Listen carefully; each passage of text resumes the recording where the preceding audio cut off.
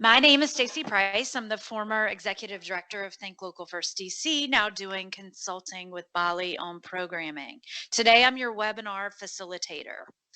We have approximately 111 local economy leaders joining us from across the U.S. For today's webinar. We're delighted to have you join us. Before we get started, Jocelyn Wong, who is supporting the webinar with technology, is going to go through a little housekeeping. Jocelyn? Hi, thank you, Stacy. If you're dialed in by phone but have not joined us in the webinar room, please find a link in your reminder email. And then if you're in the webinar room with the browser-based version of Fuse, please dial in using the phone number provided in the email, which I've also placed in the chat box on the right-hand side of your screen. Because of the number of participants in this webinar, all the attendees will be muted and we will not be able to hear any of your questions. If you have questions for our presenter at any time during the webinar, you can type the questions into the public chat window on the right-hand side of your screen. If you elected to use the browser-based version of Fuse, your chat window becomes visible when you mouse over the speech bubble near the left-hand side of your screen. If you downloaded the application and are on a Mac,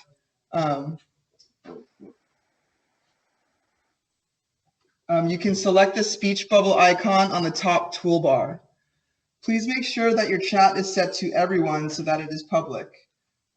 Stacy may answer a question during the presentation, but we'll hold most questions to the end of the webinar when we have time set aside for a moderated question and answer session.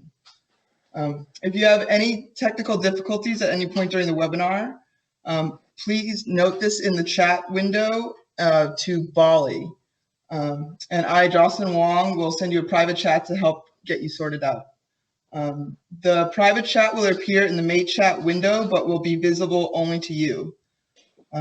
Please respond to myself only to keep the public chat dedicated to discussion regarding the webinar. And then after the webinar has ended, we will send all the people that have registered for it a link with the slides for the presentation of the webinar, along with purchase information about purchasing the recording for the webinar. Thank you. Since many of you are new to BALLE, I'd like to take a minute to tell you a little more about our organization. BALLE is the fastest growing business alliance of values-aligned entrepreneurs, business networks, and local economy funders in North America. We are leveraging the collective voice of this movement to drive new investment, spread the best solutions, and harness the power of local, independently owned business to transform the communities where we work and live. BALLE believes that certain principles matter to attain sustainable, resilient, happy communities and thriving economies. We believe that ownership matters, place matters, opportunity matters, nature matters, and that we must measure what matters, and relationships matter most. Don't forget to like us on Facebook and follow us on Twitter at Be a Localist. I'd like to take a few minutes before we get started to introduce today's topic and our speakers. At BALLE, we believe that there are many ways to create a thriving ecosystem. Today, we'll hear two examples, one a traditional business alliance from Vancouver, and the other an accelerator program in New Orleans. Amy and Andrea, both BALLE fellows, will talk to us about how and why their models work to grow local business in their communities. At the end, as Jocelyn mentioned, there will be 10 minutes or so for moderated Q&A. If you have questions during the webinar, please type them into the chat window. Our first speaker, Amy Robinson, is the Executive Director of LOCO BC. Amy is passionate about business sustainability. For 15 years, she's worked as a researcher, trainer, and consultant in sustainable procurement, waste management, and greenhouse gas management with some of Vancouver's best-known business sustainability programs. She works to build community and partnerships to move sustainability deep into businesses. She founded LOCO BC to engage local businesses in building an economy based on relationships and self-reliance. Her bias for local is based on the principles of sustainability, that local businesses enhance our community, connect and support us, and enhance wealth and employment by circulating dollars many times between the businesses. Amy, do you want to get us started with the presentation today? Absolutely.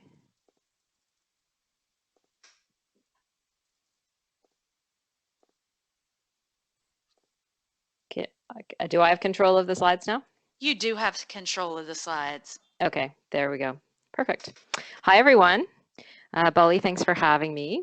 I'm going to give you a brief overview of my organization and who it serves, a little bit about our funding model and examples of our programming and why it works in our community, and a few lessons that we've learned to date. We've been around since late 2009, so just about 5 years.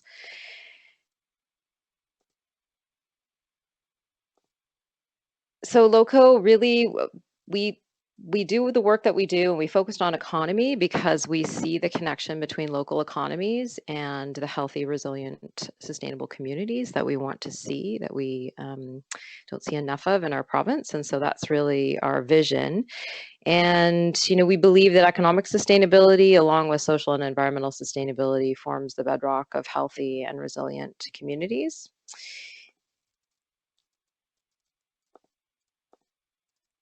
So we're a growing alliance of local companies working to strengthen our communities, grow the local economy, and build strong, sustainable businesses.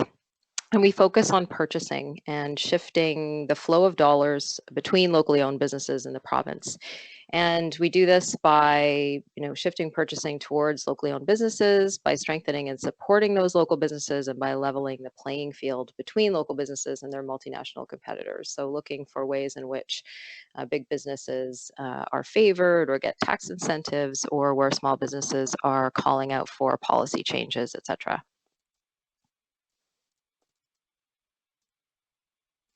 Just having some trouble with the slides here. So we say that we connect, support, and promote local businesses. We have various activities. I'm going to give you a bit of the details on each of these. But in terms of connecting, we're convening businesses and people. And some of the ways that we do that are through we have mostly a B2B membership network. We're growing. We've launched buy local campaigns in the last several years. So we're growing our reach into consumer-facing businesses, which I think is a little bit different than a lot of the other local first organizations that BALLE is connected with. So we started out mostly with service providers, and we do monthly events and learning events to provide support and to connect those local businesses.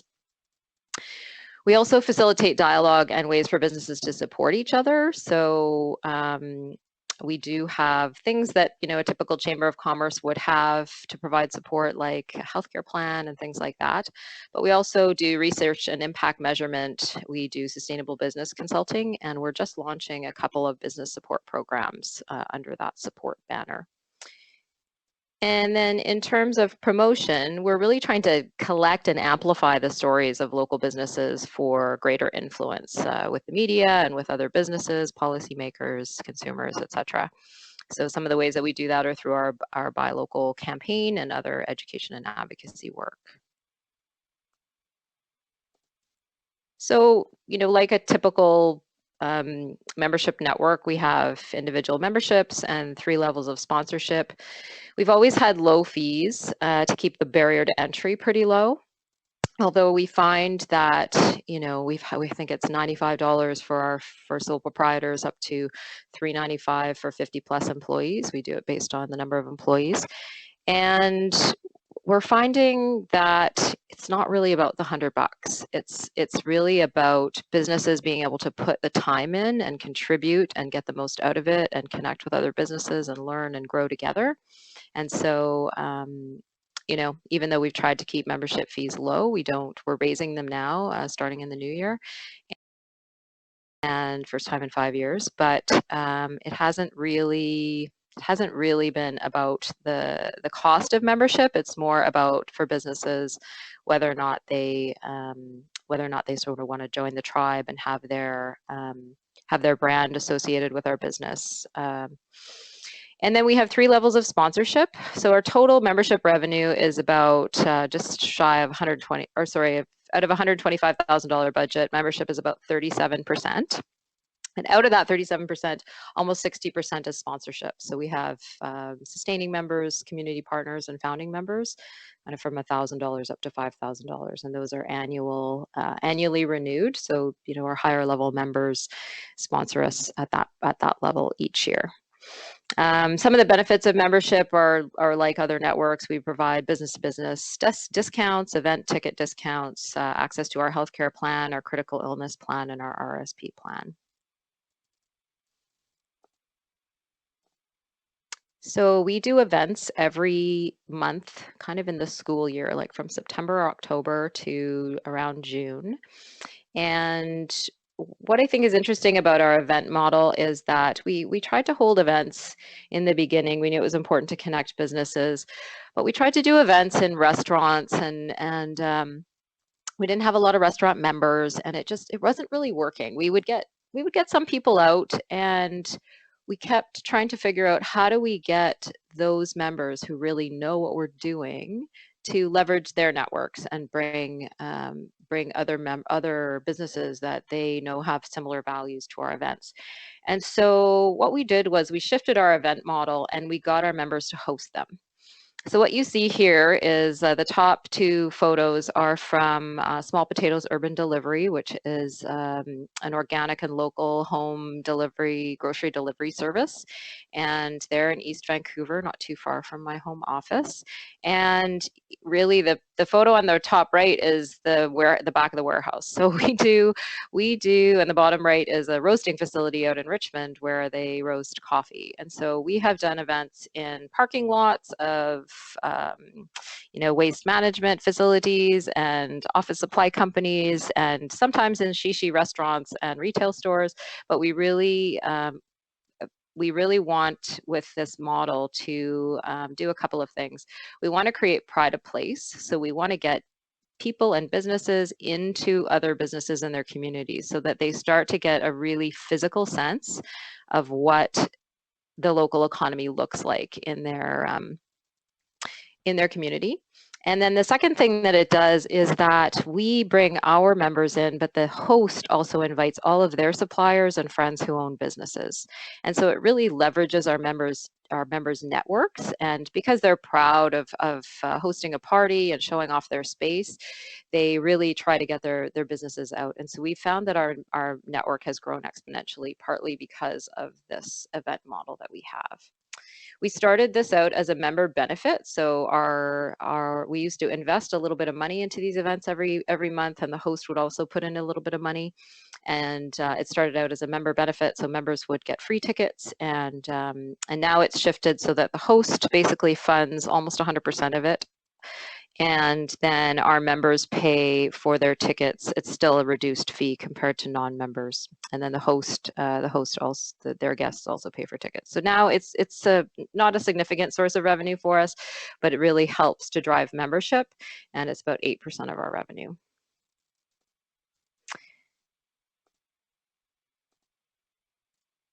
So we're also working on research and measurement. In 2013, we produced the first Canadian report on the multiplier effect of local suppliers. That's the one on the left, the power of purchasing. And what we had heard, we had been watching what Arizona had done, and because we have a B2B network rather than a consumer network, we had been looking at city procurement contracts and hearing how they were moving away from local businesses. And so we thought it was important to have Canadian data. I think there's so many US studies, and people weren't really hearing us with the US data. And so we thought it was very important to get some local data and be talking about a local business and local decision-making in our communities. So we produced the power of purchasing, and it really elevated our status. I think that others started to see us as not a little networking group, but as more of a thought leader and trying to change things at a systems level. Then we began doing more education and advocacy around changing institutional procurement. And as part of our research study that produced the power of purchasing, we had some excess capacity, and so we produced Buying Local, which is forward-thinking institutions, and collected case studies and methods and strategies for institutions to start to look for local businesses, for small and mid-sized businesses in there, and eliminate barriers to those businesses in their procurement. And then we've really, since then, that was last December, we've done a year's worth of research following on from all of that to define what is local and where does local impact come from. Part of this came from the quick impact assessment that we've started to work with. BALLE's got a partnership with B Corp and has been working on that. And so we were one of the first communities to launch that. But what we were struggling with is that so many people define local based on miles or kilometers, and we really wanted to see the economic development potential of a local business laid out. And so we did a year's worth of research, talked to lots of experts across North America, looked at how people were defining it, and have developed what we're calling a local impact assessment. And that we're marrying that with the B Corp assessment. So what we're doing is measuring the impact of local businesses, and we're basing it in 3 areas. So we're asking them questions around geography, ownership, and business practices. So around geography, we're looking at the number and quality of jobs that they provide, and then the reach of their operations, so where their headquarters are, and then how far their operations extend beyond their headquarters.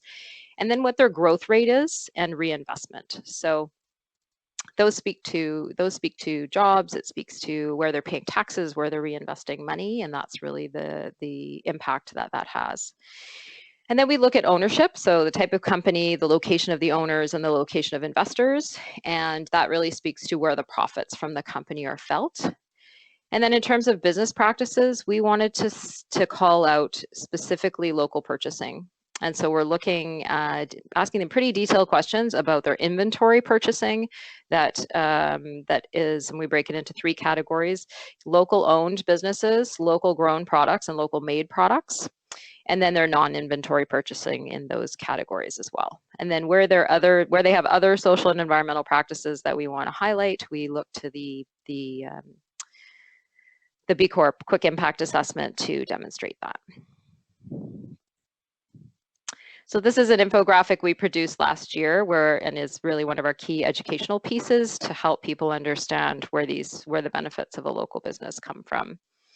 So, the jobs and wages piece, we're talking a lot about how the greater taxes that local businesses are contribute more to local infrastructure, road building, community centers, etc. How local businesses use local services like banking and credit unions, and other service providers like accountants and legal and marketing, etc. And then our studies show that they do 5 times per dollar of revenue per charitable giving.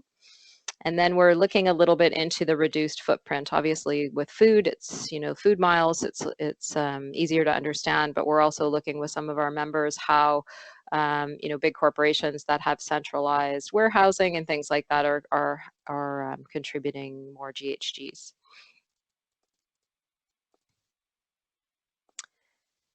So for the first time, we're launching some programs. We've been doing sustainable business consulting for quite some time. That was my background before I started LOCO. And so we like this sense that from Sustainable Connections in Bellingham, I always remember Michelle and Derek back in the day saying that the idea to buy from local businesses is about reciprocity, and that we promote local businesses for all the good they do, and then we expect them to be the best local businesses. And so we have a very similar sense of wanting to attract and promote the very best businesses with the best employment practices, the best sustainability practices. And so there's a couple of things that we're doing on the practices side, and then to support them as businesses. So the first is what we're calling the Zero Hero program. We have been working with one of our founding members and consulting client, Salt Spring Coffee, on creating a zero waste program for them. And then they gave us a grant under 1% for the Planet to create a turnkey program that would help other businesses to reduce their impact and move towards zero waste as well. So that's just in the testing phase right now, and we'll be launching that in January. And then the second thing was, we had always a little bit shied away from being a traditional support organization. We wanted to support people on, on the local side of things, local purchasing and sustainability. But in terms of, growing their business and setting up and operating, we thought that there were a lot of players already in that space. But what's interesting is, one of our lessons is that you often have to move in the direction of what your members want from you. And our members were really asking for support. And because we had this trusted relationship with them, when we worked with one of our board members to develop a business clinic that helps diagnose what their biggest problems are in their businesses, and then helps to connect them to other service providers in our network who can help them with that issue.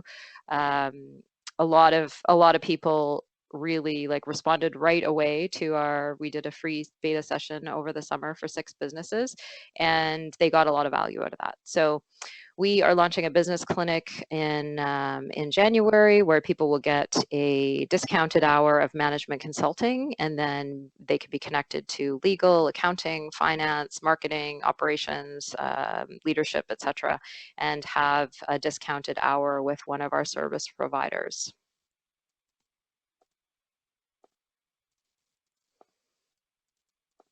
So a big part of the promotion aspect of our work is BC Buy Local. So we started BC Buy Local Week in 2012 in partnership with Vancity, Canada's largest credit union based in Vancouver, and the Tyee, which is an online news magazine. And we have grown it province-wide. So in 2013, we reached out to other business groups across the province to partner with us on that. And then through 2014, we had sort of changed the model slightly each year. And in 2014, it wasn't making us really any money. And so in 2014, we did some strategic planning to see what relevance we could provide to the buy local space. And because there's a lot of competing neighborhood campaigns trying to work with the business improvement areas run by the Yellow Pages, there's Small Business Saturday, there's lots of other things happening. And so we thought, are we relevant? Is our message relevant? And what do people need from us? And so we came up with BC Buy Local Week, which is a new annual campaign that we just launched on Monday. And so part of BC Buy Local will be various activations throughout the year, and Buy Local Week is for us always the first week in December, so that's one of the major ones. And as part of this new campaign, we launched our definitions based on our research that we've done of local owned, local grown, local made, and local champion.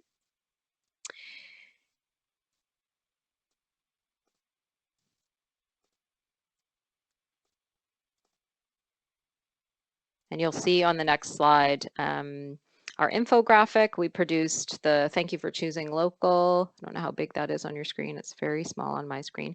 But really we're trying to, with the infographic in the middle that shows how money circulates in the community, and at the top that's based on our study and another BC study that was done last year on the multiplier effect. So we're educating consumers around how much money stays in their community when they buy local.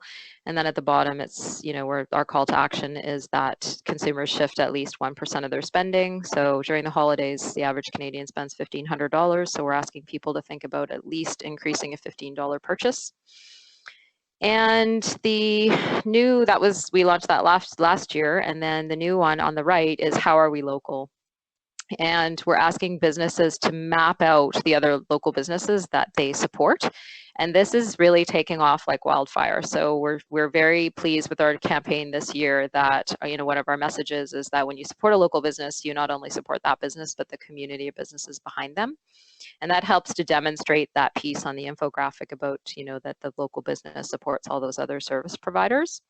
It also provides us a bit of intel about who all those other values-aligned businesses might be. And so I think one of the lessons we've learned with Buy Local Week is that we thought we were educating consumers, but we also realized that we're educating businesses about how they're local. And, this year we feel like we've really hit on something that businesses are proud to talk about how they're local. And I think in the green movement, I saw the same thing a decade ago. People were really afraid to toot their own horn, afraid to say, oh, I'm local owned, because maybe they didn't have a wholly local supply chain. And so, this how are we local poster we've really hit on something, the pride that businesses take in working with other local businesses. So we also do education and advocacy work. We have learning events for our members. A big part of what we try to do is watch for trends and themes. So whenever we have had a certain number of businesses join in, say, the food processing sector, for instance, or we have a lot of social enterprises that have joined, we try to get them together for informal dialogues to talk about what their biggest challenges are and how they could benefit from working together. So we've done that in several different sectors. We've done that. A lot of Vancouver businesses are facing increased property taxes and trouble with their landlords. And so we've convened a group of businesses around commercial real estate and how to reduce red tape, and also the odd time around sustainability issues. And I think one of the biggest things about how we convene people is that we don't have all the answers. And so we know there's a lot of power in our network, though, and that there's, among hundreds of businesses, they have a lot of the answers for each other. And so that's really a big part of our B2B network, is by bringing businesses together, that they'll be stronger together and they'll be able to share resources, and we can play a convening role there. So our Buy Local campaign is the major way that we educate consumers and engage the media. And as I mentioned, we also realize that we're educating businesses on how they're local and how they can shift more of their dollars to local businesses through that campaign. And we've also done some work with institutional purchasing. I mentioned that we put together that report, but we also have started to reach out to institutions to talk to them about what their issues are, how we can get around the trade agreements to still look for small businesses in their procurement, and are partnering with a few other groups to launch the first Supplier Diversity Council in Canada. So our funding model includes membership, events, consulting and programs, research, and Buy Local. Those are our main sources of funding. And what we have been trying to do is to not seek grants. And part of the reason for that, I think, is that, well, overarchingly, we think that if we're a business network, businesses should value what we do. And so even though part of what we do is education and advocacy and research, and no one wants to pay for that, but we really feel like if we provide value to businesses, businesses will value us. And so that's one of the underlying themes in how we run. I think the second thing is we started up I'm from an entrepreneurial background, and we started up in 2009, right after the economic crash. And so that really the not-for-profit sector had dried up. The old model of grant funding, there just wasn't any money around anymore. And so we have specifically shied away from applying for too many grants. And certainly through the fellowship, I've seen a lot of burnt out leaders who are chasing grants all the time. So we really are trying to move away from grants and even from sponsorship dollars. So our funding model is basically consulting and programs are 33%. Our membership is 37%. Buy Local is at 14%. Events are at 8%, and research is at 8%. Then I wanted to give you a sense of how much of each of those areas is sponsorship within it. So as I mentioned, membership, a lot of those are paid membership based on the number of employees, but we consider our higher level members, the sustaining members, community partners, and founding partners, we consider them sponsorships. So 60% of our membership revenue is still at the sponsorship level. 37% of consulting and programs is still at the sponsorship level. So, our business clinic, we've applied for some money from one of our partners to help get that going. Buy Local is, to date, I've said it's 100% sponsorship. That's not entirely true because we consider business groups that join us as our partners. So, but I would say it's still fairly high, probably like 80 to 90%. And then our research is 100% sponsorship as well. So in terms of lessons learned, I put listen first because, one of the main things that we've learned to do is just talk to businesses, ask them what their biggest challenges are, ask them what they need, get their stories, and share their troubles, figure out who else has those similar issues and try to connect them. find out what they need from you. You know, we've been listening for 5 years and then pushing stories into the media, developing these tools, working with city council, et cetera, to try to move policy changes. And you know, when people know that you're listening, then they'll connect you to others that have the same issues, and people really will start to rally around you.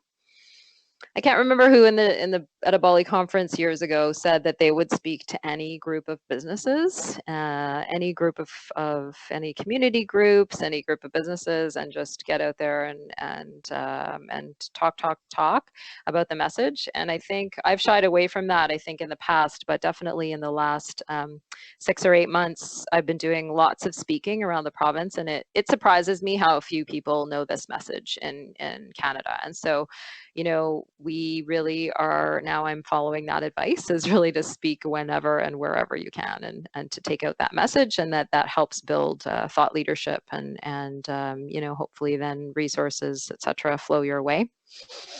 You know, do the math. That was very important for us in terms of, for years, I tried to take this message out and back it up with studies from the US, and we weren't being heard. And I was amazed how much doing that study, it required a bunch of resources. It took me 2 years to put together the partnership that we could make it work financially.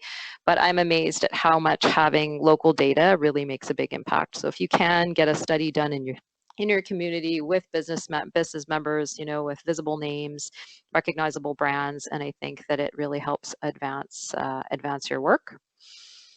And collaboration is the last thing. We're collaborative by nature, myself and my co-director, and we have gotten where we are by collaborating, by looking for opportunities, by trying to find organizations and businesses with similar values. And you know, and there's also the kind of the good, the bad, and the ugly of collaboration. We're then in relationship with lots of different stakeholders that we have to consider their needs and balance, you know, our mission and theirs, and so that is an ongoing challenge. And then I would say another challenge is that not all organizations are collaborative by nature. And so we've, you know, particularly with our Buy Local campaign, we've been trying to build relationships with other business groups that somehow see us as a competitor.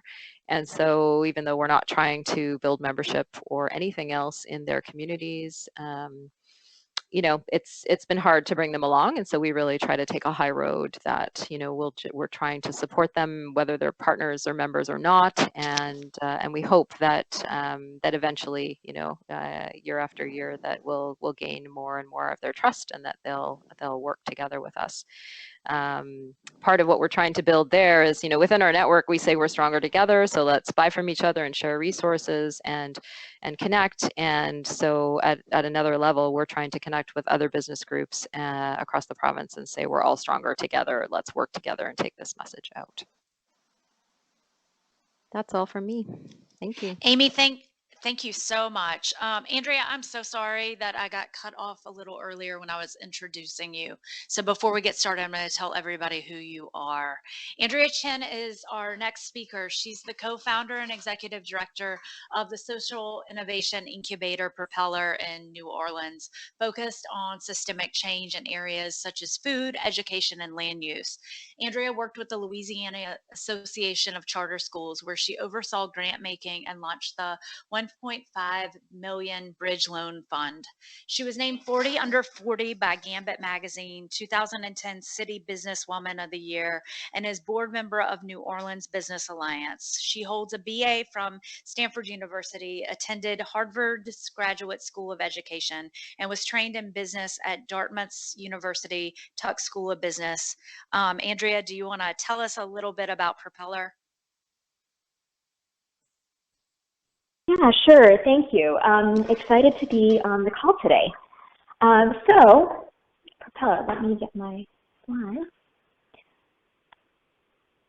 All right, so we, as Stacy had introduced, thank you, we are a social innovation incubator, and we really started and got traction after Hurricane Katrina in New Orleans, and we came together as a group of volunteers after the storm in around 2009 to start brainstorming this idea of social innovation in the city.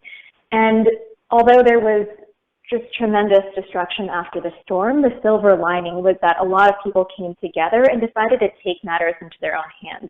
And so teachers, mothers, everybody in the community basically just came together because we had this shared experience, and we all decided that we couldn't turn our backs on the problems that we had. And at that time, back when it was just right after when the storm had happened, the government hadn't really stepped back in, and so a lot of people were, painting their own street signs, painting houses, gutting houses, mowing the lawns of the neutral ground in our city. And so that's really the spirit that we really started in, was around this grassroots civic engagement right after the storm. So that was in 2009, and in 2011, I came on full-time as the executive director, and we launched our first Accelerator program. And then just a brief history, in 2012, we started looking at a building in the Broadmoor area. It used to be called Rim City World, a hubcap garage. And we started looking at that building as a space for social entrepreneurs because it had really taken off, and we had a really good group of people. And so in 2013, we launched our third class of sellers, our companies in our Accelerator program. And we opened up our doors, and we started a co-working space. That was really, when we first had the concept, it was really for our companies, the companies in the Accelerator. And it's a 10,000 square foot facility, 2 stories. And at this point, we have about 80 companies that work there, over 150 individuals that come in and out on a daily basis. So that's just a photo of our co-working space. We also host a lot of events. So this one happens to be Startup Weekend, which is a partnership with Google. And Startup Weekend, it's all about startups, people pitching ideas, 48 hours over the weekend of hacking and coming up with cool ideas for companies at the end of it. This is a photo of our 4th Accelerator class. We take in about 15 companies every year. So our ultimate goal here is really systems change within the sectors of water, food access, public health, land use. And the way that we do that is we launch new companies and initiatives that are tackling these very specific challenges in New Orleans. So our process, so we really do 4 things. The first is sector analysis, so research and advocacy. And this is all within the sectors of the 4 that I had just talked about. And so sometimes it's advocacy on behalf of the companies in our program. For example, if 5 of our companies in water are really needing a certain kind of policy path that they need, that's something that we might work on. The second thing that we do is pipeline building and convening, because we really have to kind of cultivate the quality and the number of people who want to try to tackle some of these challenges. So the way that we do that is we host a competition called Pitch NOLA, where community members can pitch their ideas to societal challenges within the sectors. And it's open to the community, and it's a really fun event. And the finalists come and they pitch to a group of judges, and there are usually 200 people in the audience. The audience votes on the best idea as well. There are cash prizes, and it's just really fun. And it's a great way for really early stage entrepreneurs and people with just an idea to get their idea out there and to get feedback. And then the third thing we do is venture acceleration and support, and this is really our core program, the Social Venture Accelerator. We typically take 15 companies within our 4 sectors, and it's a 10-month program, and they get all kinds of different services, from technical assistance, mentorship. And we're also starting kind of mini intensive accelerators specifically within the sector. So for example, in our water sector, we have an Accelerator 12-week program for 11 water companies. And then the last thing we do is really around building the ecosystem for entrepreneurship. And that's a lot of our collaboration and shared physical space that we run. So people are always interested in our funding model and our legal structure. So it's a little bit complicated and unique in that we are both a nonprofit 501c3 and a for-profit LLC. And the way that that splits up is the 501c3 handles the programming. So all of our accelerator, the competitions, all that technical assistance support runs through the 501c3. The LLC, the for-profit joint venture, is a 50-50 partnership between Propeller, the 501c3, and the for-profit real estate developer, Green Coast Enterprises, that owns the building that we occupy. And so everything that has to do with the building, from co-working, office-based rentals, goes through our for-profit.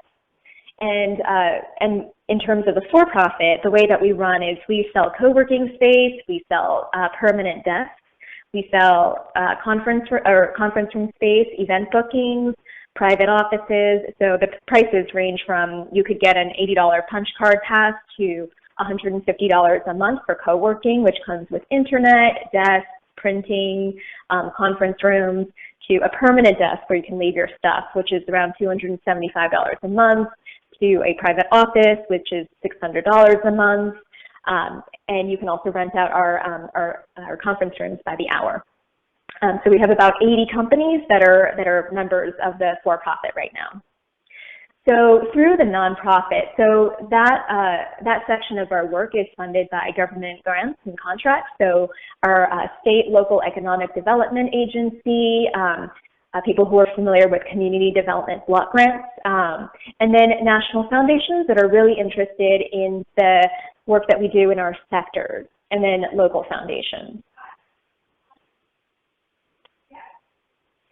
So our key programs, had gone through those a little bit. So just a little bit more on the Social Venture Accelerator.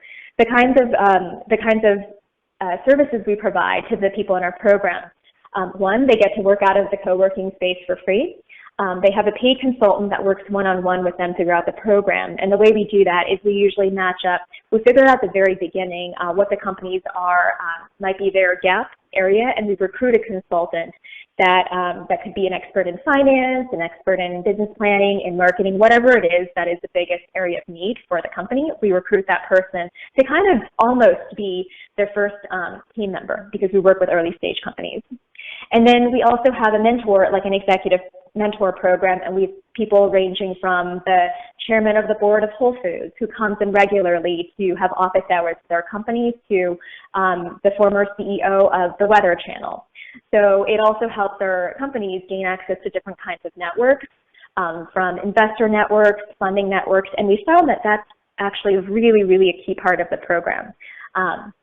And then we also run a curriculum, and we model our curriculum off of the lean startup model, which is very much focused on market, figuring out your target market, user experience. And then a big part is also peer learning. So the fellows come together on a weekly and then a monthly basis over the 10 months. A lot of strategic planning and scoping out of business models, access to networks, policy support, and lots of increased visibility. We have someone on staff whose job it is to help the companies in our program get visibility, because often visibility leads to more customers. And the new for us this year is the 12-week accelerator program focused on sectors. So that's been going well. And then we also just recently launched our alumni program. So after the 10 months, the entrepreneurs still have somewhere to go. So this is just a photo of the entrepreneurs in one of our sessions.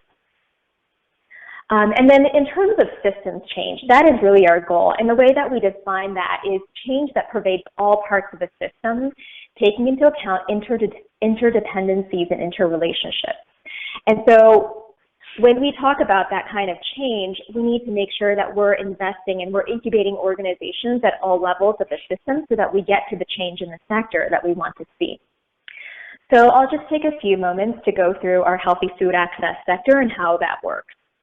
So the theme that runs throughout all of our programming is that our mission is to serve underserved populations. So when we talk about food, it's really food challenges that affect disadvantaged populations. So in New Orleans, we are a food desert, and we have an obesity epidemic.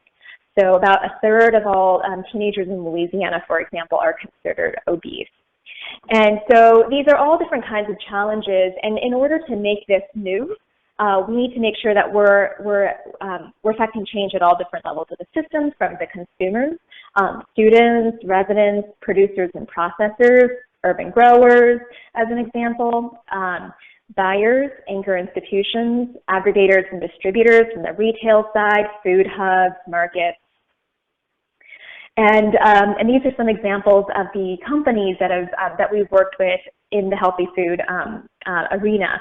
So they range from, on the left, Food and Farm Works is a food processing facility for food entrepreneurs.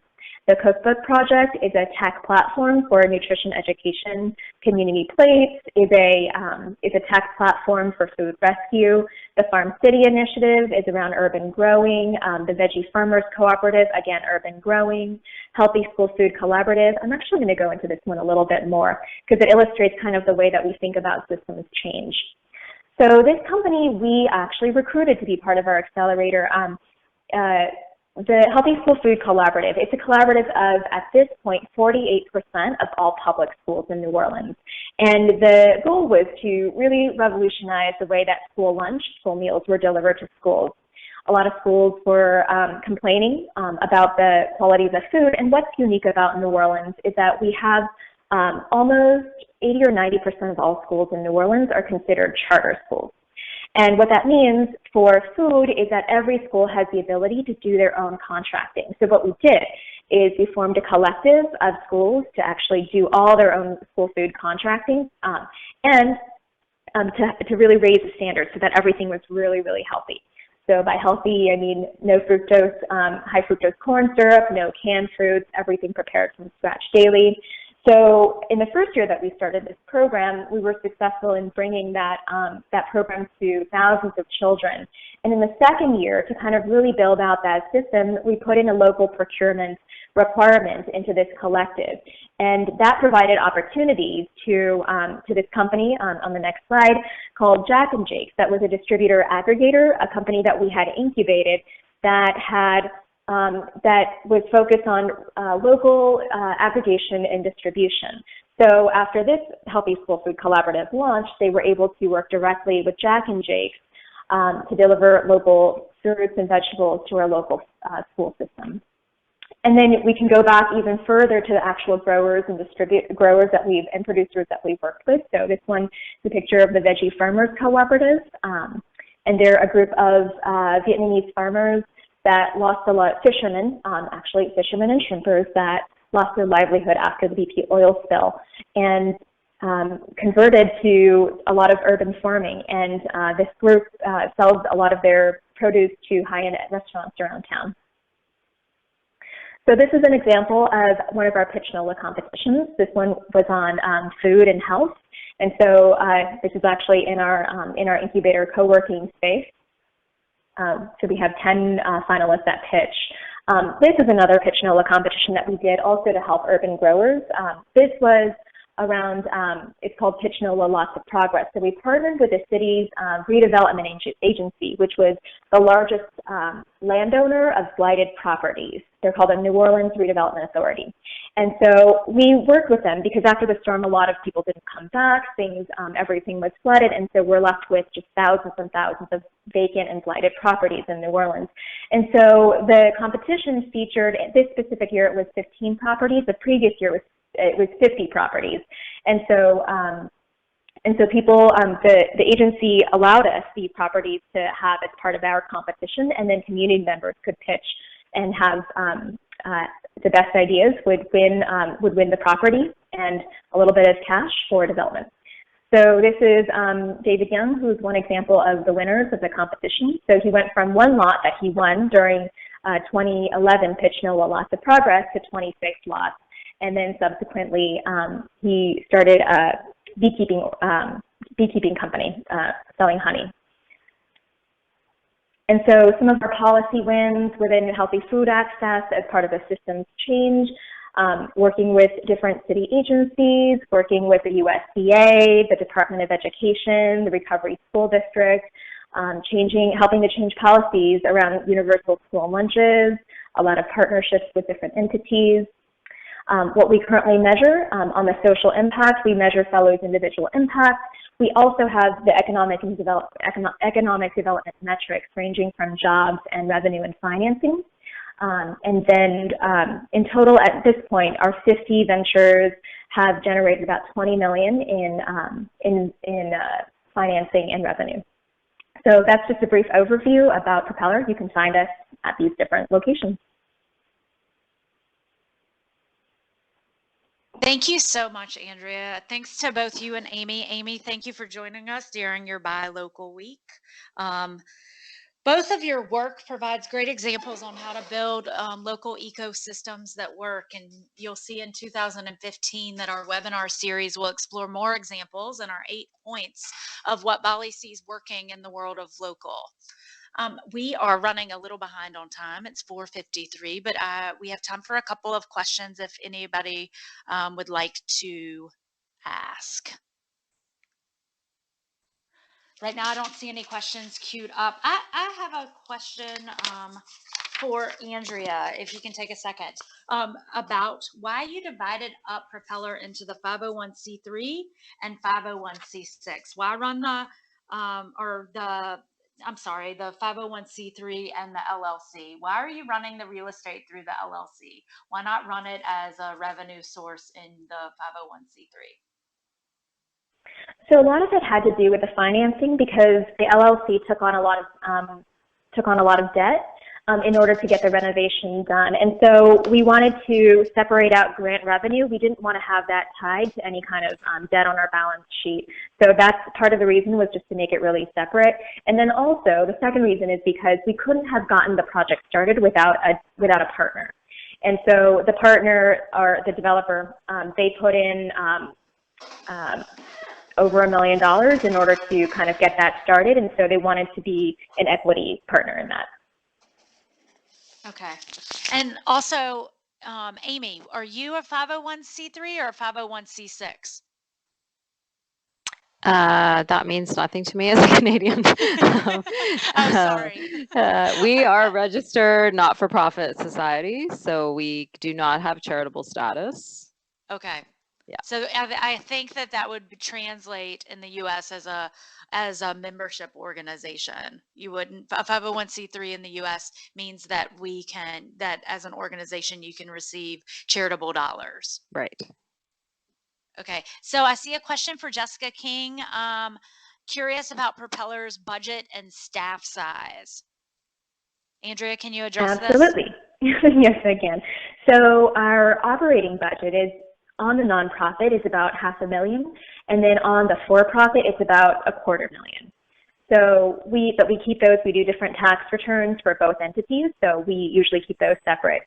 We have 1 employee on the for-profit side, and we have 7 full-time and 2 AmeriCorps full-time folks on the nonprofit side.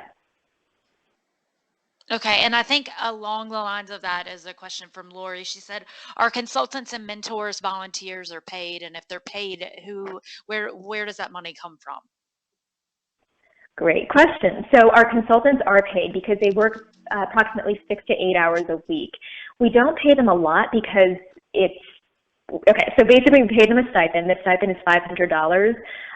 We have people like Harvard Business School people that are consultants, and so obviously on the market they charge a lot more than the $18, $20 an hour that would work out to. But it's a stipend, and it really helps us because it increases investment because it's so many hours and so intensive working with the companies one-on-one. The executive mentors, the ones who come in for office hours, we do not pay. They're all volunteers. And then we have a third category of folks that we call our pro bono professional network. So we have about 200 people in that network. They range from lawyers. We have a lot of lawyers, a lot of accountants, graphic designers, marketing, social media folks. And the beauty of that is they contribute 10 to 15 hours. And when we make the ask, most people are like, I can contribute 10 hours over a year. And so we have about 200 people in there. So whenever something comes up for one of our companies, like I need help with QuickBooks, and it might take me 25 hours to set that up, but with one kind of pro bono person, it would take them 2 hours to set up a chart of accounts. And so we're really trying to accelerate the ventures, and so having that pro bono network really helps. And one last question for you, Andrea. There was a question from Karen. She wants to know if, again, back to your status, did you set up both the 501c3 and the LLC at the same time, or did the nonprofit come first?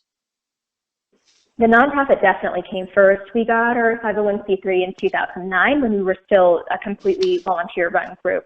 We didn't incorporate the LLC until 2012 when we were getting ready to open up the facility. Great. Thank you so much. Guys, that's all the time that we have for questions. When you receive the slides and the audio from today's call, you will also receive the contact information again for the speakers. Again, thank you so much, Amy and Andrea, for providing your time today. Thank you all for joining today's call. If you'll watch your inbox for more information, our next webinar is set for January 15th. And if you, I think as participants, you're all on our mailing list. If you're not on our mailing list, you can sign up online. Again, a reminder that you can purchase past recordings of our webinars at bealocalist.org. Final huge thank you to the speakers, and thank you for joining us, and thank you for everything that you do in the movement. It was great to have you guys with us today, and we hope to see you again soon.